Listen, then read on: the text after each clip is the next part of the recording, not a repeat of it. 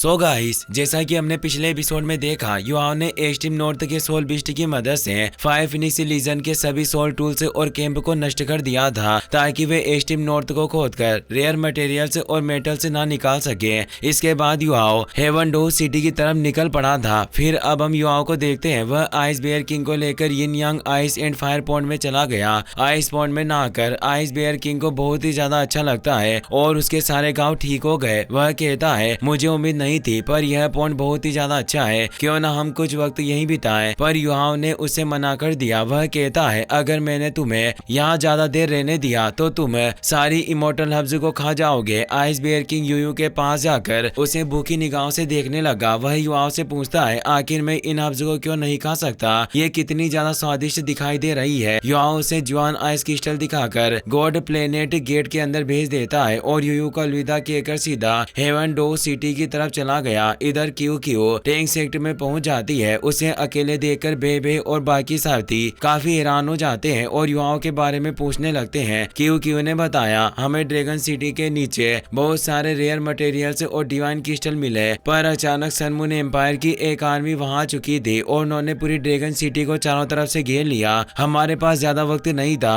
और युवाओं rare metals को गंवाना नहीं चाहता था, इसीलिए उसने मुझे मेटल्स देकर यहाँ भेज दिया, जबकि वह सन मून एम्पायर की आगे की साजिश के बारे में पता लगाने की कोशिश कर रहा है। बेबे बोला, ड्रैगन सिटी एज टीम नॉर्थ के पास मौजूद है और अक्सर दूसरे एम्पायर के लोग वहां जाना पसंद नहीं करते, लेकिन अगर सन मून एम्पायर ने अपनी एक पूरी आर्मी वहां भेज दी है तो इसका मतलब वे जरूर कुछ बड़ा करने के बारे में सोच रहे हैं। मगर इसका मतलब यह नहीं कि उन्हें रोकने के लिए युवाओं अपनी जान खतरे में डाले। कुछ भी हो जाए, मुझे जल्दी जाकर उसकी मदद करनी होगी। क्यों तुम जल्दी से जाकर ये सारे मेटल्स और मटेरियल से टीचर जुआन को दे दो। मैं युवाओं की मदद के लिए ड्रैगन सिटी जा रहा हूँ। तभी वुतोंग वहाँ आ गई। वह बोली, आपको कहीं जाने की जरूरत नहीं है, मुझे युवाओं से किसी खास चीज के बारे में बात करनी है, इसीलिए मैं उसकी मदद करने के लिए जाऊंगी। बेबे इसके लिए मान गया और क्यू से युवाओं की लोकेशन पूछने लगता है। वुतोंग बोली, जहाँ तक मैं युवाओं को जानती हूँ, इतनी बड़ी आर्मी आने के बाद वह एक जगह पर बैठने वालों में से नहीं है और हम ये भी नहीं जानते कि वह वापस भी उसी रास्ते में आएगा या नहीं। मुझे लगता है कि आर्मी से बचने के लिए वह किसी दूसरे रास्ते का इस्तेमाल करेगा।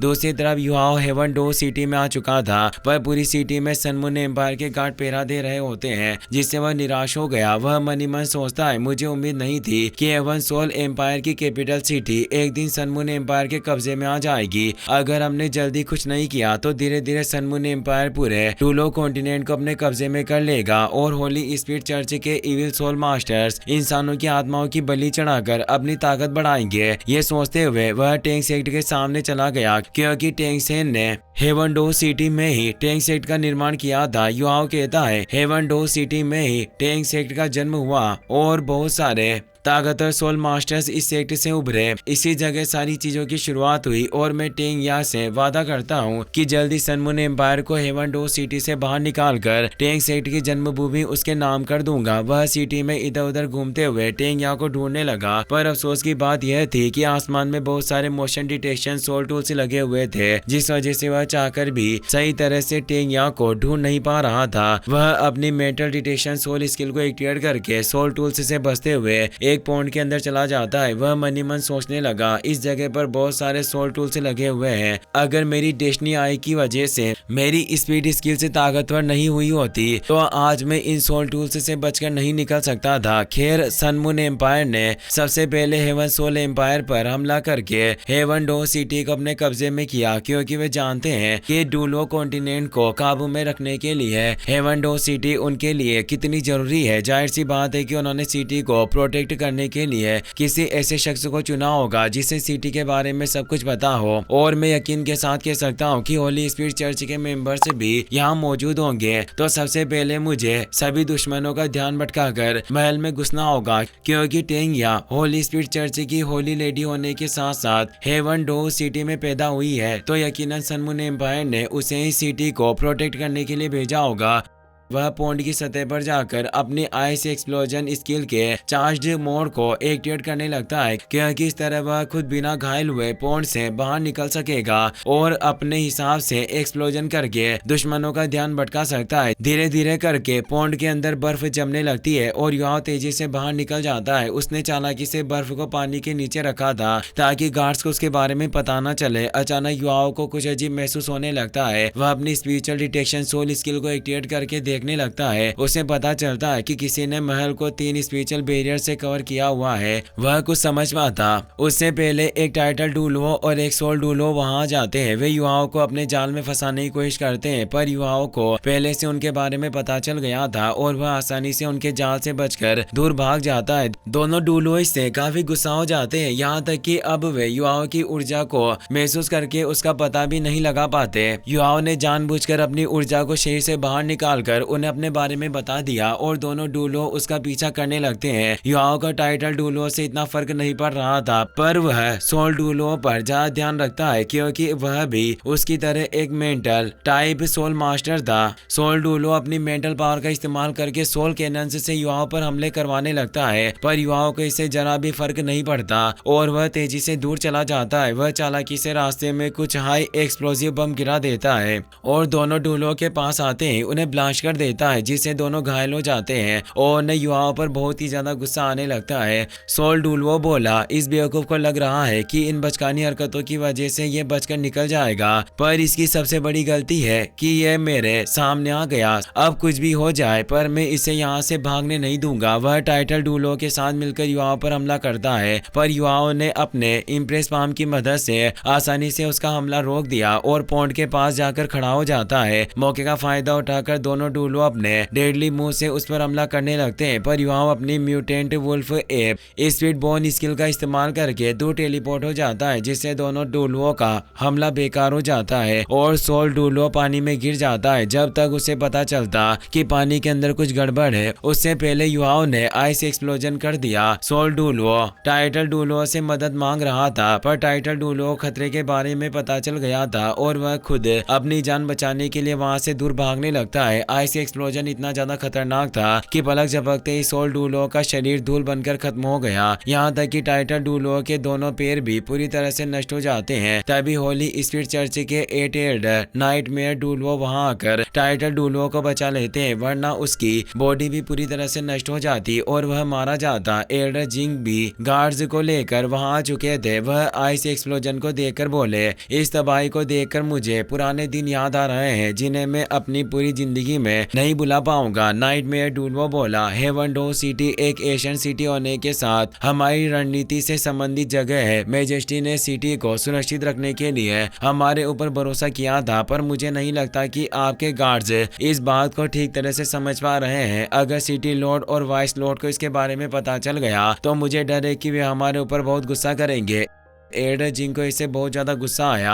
वह मन ही मन सोचते हैं, मैं जानता था कि अगर होली स्पिरिट चर्च को साथ मिलकर काम करने दिया तो धीरे धीरे करके हमारे ऊपर हावी हो जाएंगे और अब वो दिन दूर नहीं है। आइस बेयर किंग ने आसमान में तैनात सारे मोशन डिटेक्शन सोल टूल्स को बर्फ में जमा कर खराब कर दिया था और आइस एक्सप्लोजन की वजह से आसपास का टेम्परेचर भी बहुत ही ज्यादा कम हो गया था। नाइटमेयर डुलवो एल्डर जिंग से इसके बारे में पूछता है। वह बोले, इस वक्त सनमून एम्पायर के पास टेम्परेचर में अचानक हुए बदलाव का पता लगाने के लिए कोई सोल टूल नहीं है, इसीलिए मुझे खुद जाकर चेक करना होगा। वह तेजी से आसमान में चले जाते हैं। युवाओं को इससे महल के अंदर घुसने का मौका मिल जाता है और वह तेजी से आगे बढ़ जाता है। वह मन ही मन सोचने लगता है, मुझे उम्मीद नहीं थी पर मेरा प्लान सच में काम कर रहा है। मैंने अभी महल को स्कैन किया था और अंदर सिर्फ 3 डुलवो मौजूद थे और मैंने तीनों को बाहर निकाल लिया। मैंने सबसे बड़े खतरे मेंटल टाइप सोल डुलवो को भी मार डाला, तो अब मुझे अंदर जाने में कोई परेशानी नहीं होगी। इसके अलावा आइस बेयर किंग का कल्टिवेशन लेवल 96 से 97 हाइपर डुलवो जितना है, तो वह अकेले भी एल्डर जिंग से फाइट करने के बाद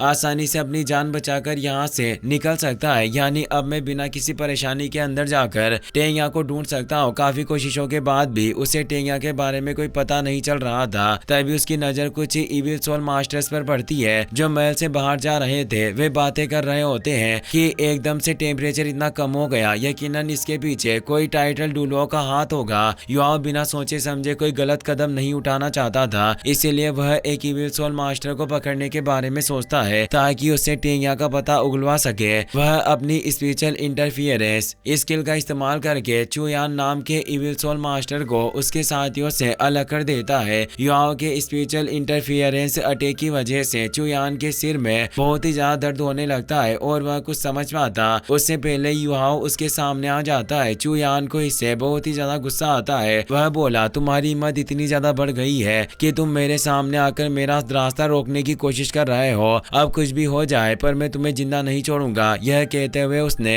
अपनी सोल रिंग्स को एक्टिवेट कर लिया। उसकी 7 सोल रिंग देखकर युआओ को पता चल गया कि चुयान भी उसकी तरह एक सोल सेंट है, जिससे वह खुश हो जाता है। चुयान अपने लेवल के किसी भी सोल सेंट को मार सकता था और युआओ को मारने के लिए वह अपनी 4th soul skill ghost skull high eater का इस्तेमाल करता है। लेकिन तभी युआओ ने martial soul body speed ice अवतार को एक्टिवेट कर लिया, जिससे उसकी स्पिरिचुअल टाइप की सारी स्किल्स और टेक्निक से बहुत ही ज्यादा ताकतवर बन जाती है। वह आसानी से चुयान के हमले को बेकार करके उसे अपने स्पिरिचुअल स्पेस के अंदर लेकर जाता है, जिससे चुयान को बहुत ही ज्यादा परेशानी होने लगती है। पर फिर भी वह हार नहीं मानता और युवाओं पर हमला करता रहता है।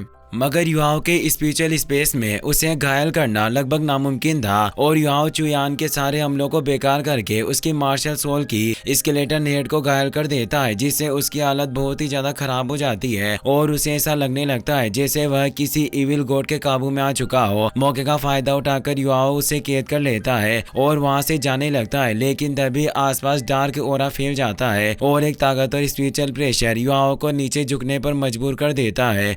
शुरुआत में युआओ को कुछ समझ नहीं आता, मगर फिर ड्रैगन एम्परर डुलुओ लोंग शाओ याओ उसके सामने आ जाते हैं। वह कहते हैं, मुझे कभी उम्मीद नहीं थी कि तुम यहाँ पर आओगे और अगर शिशुई ने मुझे तुम्हारे बारे में नहीं बताया होता तो मैं यकीन भी नहीं कर पाता कि तुम इतने ताकतवर हो चुके हो। सिर्फ कुछ ही सालों में तुमने अपनी ताकत को काफी ऊंचाइयों तक पहुंचा लिया है। मैं तुम्हें देखकर सच में बहुत हैरान हूँ। युआओ बोला, मैंने कभी नहीं सोचा था कि आप हेवन डो सिटी में मौजूद होंगे। वह मन ही मन सोचने लगता है, पहले मैं सीनियर लोंग की पावर का अंदाजा भी नहीं लगा पाता था, पर अपने पहले सोल कोर को कंडेंस करने के बाद मैं समझ पा रहा हूँ कि सिर्फ सीनियर लोंग के यहाँ मौजूद होने से ही मेरे बाकी के सारे रास्ते बंद हो गए हैं, चाहे मैं अपनी जान की बाजी क्यों ना लगा दूं। पर ड्रैगन एम्परर डुलुओ से बचकर भागना लगभग नामुमकिन है। शाओ याओ युआओ के ऊपर से अपना स्पिरिचुअल प्रेशर हटा देते हैं। वह कहते हैं, मुझे हमारी आखिरी शर्त अच्छी तरह याद है। उस वक्त तुमने मुझे काफी हैरान किया था, पर आज तुमने मुझे पहले से भी ज्यादा चौंका दिया है। तुम पहले ही सोल सेंट बन चुके हो